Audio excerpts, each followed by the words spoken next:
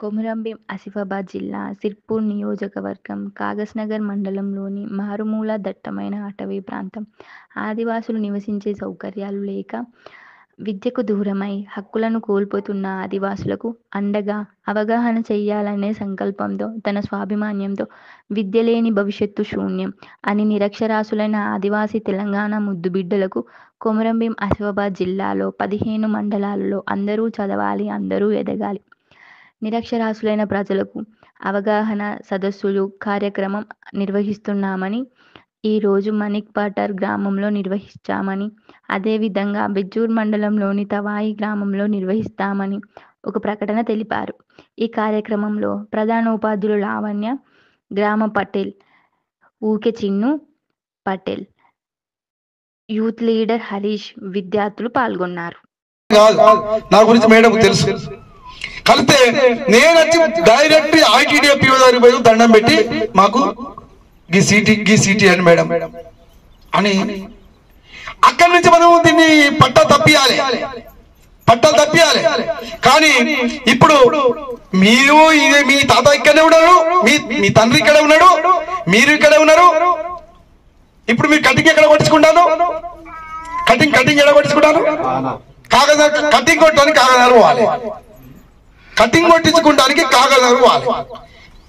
తెలుసా ఎంత కష్టం చెప్పు, ఒక్కసారి చెప్పండి. ఎమర్జెన్సీ ఓ పాము కుట్టింది, ఏడికి పోతావు? ఓ తేలు కుట్టింది, ఎక్కడికి పోతావు?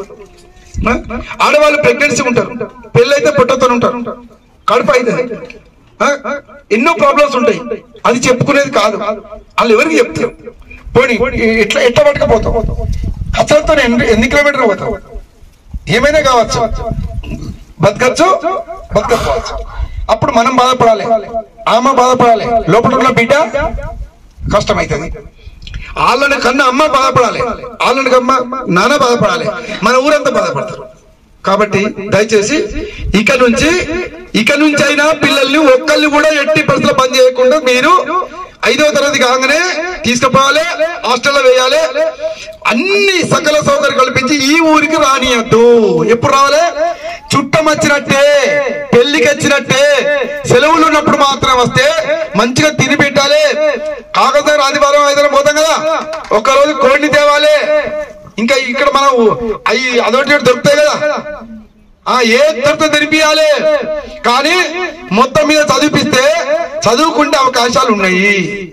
చదువుకుంటే ఏదో ఒకటి వస్తుంది, గవర్నమెంట్ దో ప్రైవేట్ దో, మొత్తం మీద మనం భూమి మీద మంచిగా బతుకుడు కావాలి.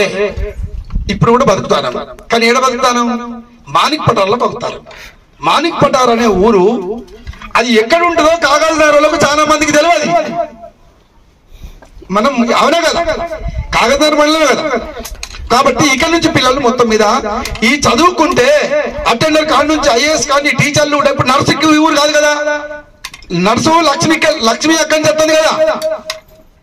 ఇక్కడ ఆశా వర్కర్ ఎవరమ్మా? ఆశా వర్కర్ ఎవరు? బజార్ పోయిందా?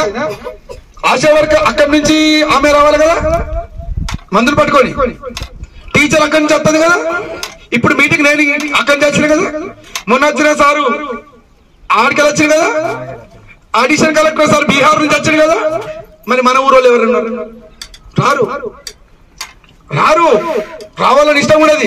అరే ఎండకు పోవాలి, రాళ్ళలో పోవాలి, రప్పల్లో పోవాలి, గుట్ట ఎక్కాలి, అక్కడ పోతే నీళ్లు లేవు, ఆకలి అవుతుంది, దూపు అవుతుంది, ఆడ మనకు చుట్టం లేడు, బంధువు లేడు, దోస్తు లేడు, ఏం లేడు, ఆడ పోయి ఏం చేస్తావురా? అవునా కదా. అన్ని చప్పలేక కూలర్ పెట్టుకొని చప్పలేక తిని పండి అక్కడ ఇవాళ ఆదివారం కదా, ఇది తెచ్చుకొని మంచిగా మొత్తం ఇట్లా గుద్ది పంటే ఆరాంసా ఉంటాం. అవునా కదా. ఇటువంటి జనాలు మన గురించి ఎవరు పట్టించుకుంటాడు? మన గురించి ఎవరు పట్టించుకోరు. తప్పు మనదే, తప్పెవరిది? వాళ్ళది కాదు, మనదే. అవునా కదా. అప్పుడు తెలుసో తెలియక ఇక ఉన్నారు, ఉండండి ఇక ఒకటే కుదరదు. అవునా కదా. కానీ ఇక్కడ నుంచి మొత్తం ఇది పిల్లలు అక్కడ అలవాటు చేస్తే, అక్కడ జాబ్ వస్తే, ఆ తర్వాత ఇప్పుడు రేపు చదువుకున్న తర్వాత పిల్లని ఊరికి ఎట్టిస్తారా? పిల్లలు ఇయ్యరు. ఈయన కాగజ్నగర్ ఉంటే ఇస్తారు, ఆసిఫాబాద్ ఉంటే ఇస్తారు, మంచిర్యాల ఉంటే ఇస్తారు, హైదరాబాద్ ఉంటే ఇస్తారు. ఈ ఊళ్ళో ఉంటే పిల్లలు ఇస్తారా? పిల్లలు ఊడి ఇంత కష్టం ఉంటుంది. కాబట్టి చదువుకుంటే ఇన్ని రకాల లాభాలు. మనం ఎక్కడి నుండి బతుకుతాయి. అంటే రోజుకు 500 రూపాయలు. మేసన్ పని పోతే 500, మేసన్ పని పోతే 500.